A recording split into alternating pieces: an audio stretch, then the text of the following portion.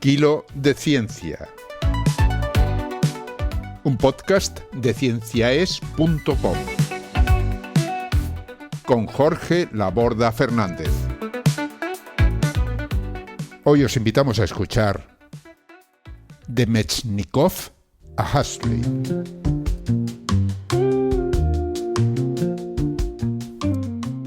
Buena ciencia, amigas y seguidores de Kilo. Un saludo cordial de Jorge Laborda. Una vez más, la Fundación Grande Cobian, Ángel Rodríguez Lozano y quien os habla, os ofrecemos un episodio de Kilo in Memoriam, en honor del ilustre científico español Francisco Grande Cobian, a quien, como sabéis, he podido recuperar su voz y estilo narrativo gracias a la inteligencia artificial. Encontraréis más información sobre su legado en el programa de la serie Hablando con Científicos, dedicado a su figura, cuyo enlace está disponible en la página web de Kilo de Ciencia. En este episodio, extraído de un capítulo de su libro La alimentación y la vida, el Dr. Grande Cobian nos sumerge por varios de los temas que personalmente considero más le preocupaban a la hora de ilustrar e informar, y por qué no decirlo también educar, a sus conciudadanos. La salud y la longevidad, generalmente perseguidas mediante imaginativos cambios en alimentación, y los mitos y bulos que los deseos de alcanzarlas y mantenerlas alimentaban. El Dr. Grande Cobian nos retrotrae a una época en la que el todavía incipiente conocimiento científico daba lugar a las más extraordinarias teorías sobre los efectos de ciertos alimentos, teorías a las que nadie era inmune en la época, ni siquiera las mentes más eruditas. Dejo a vuestro análisis personal si la época de la que va a hablarnos el Dr. Grande Cobian y la actual son muy diferentes o no en cuanto a las creencias que muchos albergan sobre la alimentación y sus efectos. Os dejo ya con la voz y las palabras del Dr. Francisco Grande Cobian.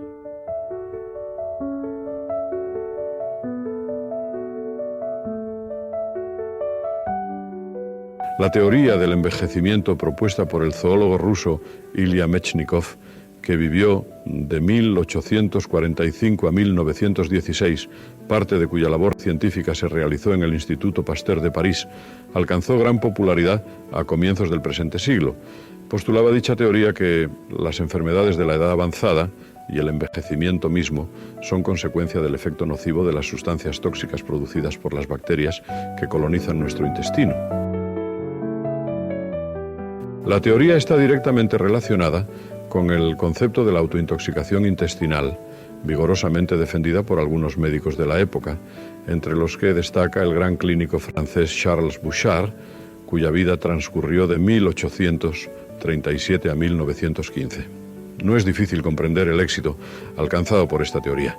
El auge de la bacteriología y el progreso en el conocimiento de las enfermedades infecciosas hacían creer que la mayoría de los microorganismos con los que entramos en contacto son agentes nocivos, responsables de muchos de los males que afligen al género humano, aunque Pasteur había advertido ya en 1885 que las bacterias del intestino son indispensables para el desarrollo normal del hombre y los animales. Los creyentes en la autointoxicación pensaban que aumentando la velocidad del tránsito intestinal podría reducirse la absorción de las sustancias tóxicas producidas por las bacterias. La lucha contra el estreñimiento se convirtió así en una verdadera manía colectiva.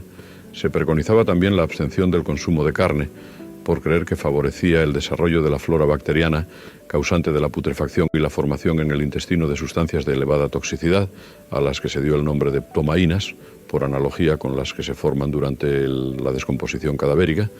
Algunos cirujanos de la época, como el cirujano británico Sir Arbuthnot Lane, llegaron a proponer la extirpación del intestino grueso como remedio heroico para combatir la autointoxicación, sin preocuparse de las posibles consecuencias de tan radical medida.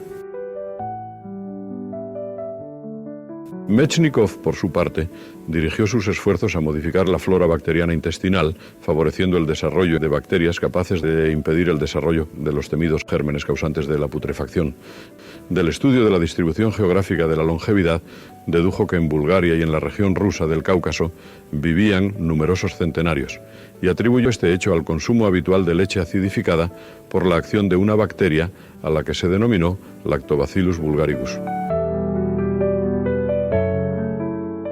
Mechnikov propuso, por tanto, el consumo de yogur como método para conseguir una flora intestinal favorable y alcanzar una vida larga y sana, pero ninguna de las premisas que le sirvieron de base para edificar su teoría ha tenido confirmación.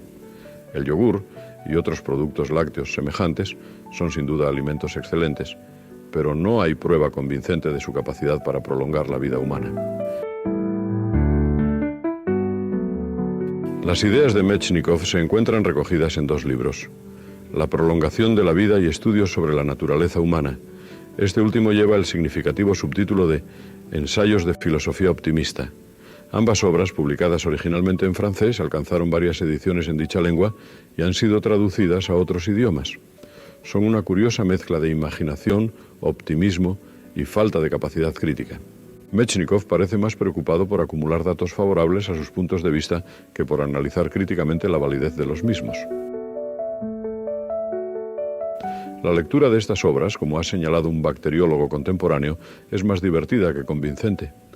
Una prestigiosa revista médica británica de la época se hace eco de la difusión alcanzada por las ideas de Mechnikov con las palabras siguientes: durante algunos meses no hablaba de otra cosa que del bacilo búlgaro. Compartió con el presupuesto presentado por el señor Lloyd George al Parlamento el honor de suscitar la conversación en las mesas de los grandes. Triunfó en los barrios más aristocráticos de Londres y penetró lo mismo en Fulham que en Birmingham y en general en toda la superficie de las Islas Británicas. Las ideas de Mechnikov, al no poder ser confirmadas por la investigación experimental ni por la investigación clínica, han dejado de tener interés para la medicina, pero han tenido alguna repercusión en la literatura de este siglo que creo merece la pena recordar aquí.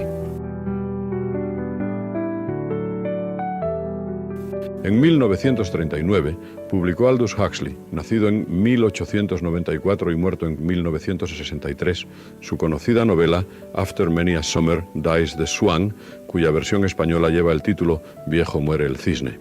El título original de la novela de Huxley es un verso del poeta inglés Tennyson, nacido en 1809 y fallecido en 1892, que aparece en un poema dedicado a Títonos, hijo de Laomedón, rey de Troya y amante de Eos, Aurora, la diosa del amanecer.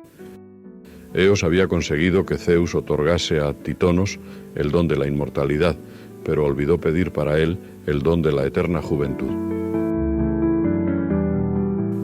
Títonos envejece, se transforma en un viejo decrépito incapaz de moverse, que emite continuamente palabras incomprensibles. Eos, cansada de cuidarle, no sabe cómo deshacerse de él porque es inmortal. Según una versión, Eos termina por convertirlo en una cigarra. Refiero estos datos mitológicos porque dan la clave del mensaje que encierra la novela de Huxley. La opinión de Huxley acerca de las ideas de Mechnikov aparece expresada por uno de los principales personajes de la novela. Pobre Mechnikov, constantemente equivocado, pero no tanto como generalmente se cree. Equivocado al creer que todo se debe al estreñimiento y la autointoxicación, pero probablemente acertado al creer que el secreto estaba en el intestino. Huxley inventa una fantástica teoría basada en la longevidad de la carpa, que atribuye a las peculiaridades de la flora intestinal de este pez, del mismo modo que Mechnikov apoya su teoría en la supuesta longevidad de los campesinos de Bulgaria y del Cáucaso. Propone Huxley que la alimentación con intestino crudo de carpa debe prolongar la vida humana. Otro de los personajes de la novela es un erudito que ha conseguido averiguar la existencia de un aristócrata inglés que en el siglo XVIII comienza a alimentarse con intestino crudo de carpa y vive con su amante, alimentada también con intestino de carpa, después de haber cumplido los 200 años. Pero cuando consiguen localizar a la pareja que vive encerrada en un subterráneo, el espectáculo es decepcionante. El aristócrata inglés y su amante se han transformado en lo que Huxley describe como monos fetales. Viven al parecer con buena salud, pero han dejado de ser seres humanos. Huxley no explica cómo se ha producido esta transformación, pero parece evidente que piensa en la teoría que hace del retraso en el desarrollo un factor importante en la evolución de los animales. Según esta teoría, defendida entre otros por el anatómico holandés Volk, el retraso del desarrollo explica la conservación en el adulto de ciertas características de la edad fetal, Como ha escrito recientemente François Jacob en 1981, los rasgos que habían caracterizado al embrión se convierten en los propios del adulto, mientras que desaparecen los que previamente caracterizaban a este. Como es habitual en él, Huxley utiliza su enorme erudición para dar apoyo a su fantástica teoría, pero es evidente que no se propone elaborar una teoría del envejecimiento. Su propósito es el de advertir que la prolongación de la vida, sea cual fuere el procedimiento empleado para conseguirla, no sirve de mucho si no se conserva la juventud. El mito de Titonos, al que alude el título de la obra y que no es mencionado en ella, es sin duda la idea directriz de la novela. Mientras que Mechnikov, obsesionado por la prolongación de la vida y lleno de optimismo, se olvida de los inconvenientes que de ella pueden derivar, Huxley trata de decirnos que la prolongación de la vida tiene un precio.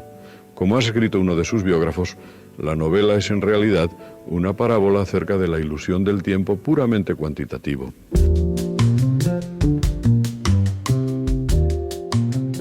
Espero y deseo que hayáis apreciado cómo el Dr. Francisco Grande Cobian, referente español en nutrición, utiliza hábilmente este relato histórico para ilustrar cómo las modas dietéticas y pseudocientíficas no son exclusivas del pasado, sino recurrentes en nuestra historia. Sin embargo, el texto también alerta sobre cómo algunas teorías pseudocientíficas pueden contener elementos parciales de verdad, lo que dificulta distinguir claramente lo cierto de lo falso. El texto original indica que Mechnikov estaba equivocado en muchos aspectos, pero aunque intuitivamente había algo correcto en la importancia del intestino, lo que añade complejidad y aporta cierta validez parcial a su hipótesis inicial. Es cierto, como ya intuía Pasteur en 1885, que la microbiota intestinal es fundamental para la salud del ser humano y los animales, y hoy conocemos mucho más sobre los efectos de la microbiota en el correcto funcionamiento del sistema inmunitario e incluso sobre nuestra salud mental. Finalmente, desde un punto de vista más filosófico, el paralelismo que el Dr. Grande hace con la novela de Huxley subraya una importante reflexión ética. Prolongar la vida sin preservar sus condiciones esenciales, como la autonomía o la dignidad, podría acabar generando más perjuicios que beneficios, lo que nos induce a reflexionar sobre la obsesión por la longevidad a cualquier precio. Y esto es todo por hoy. Como siempre me despido con los mejores deseos de salud y de felicidad. Y por supuesto, que los buenos anticuerpos y los buenos alimentos os acompañen. Hasta el próximo programa. Buena ciencia. Adiós.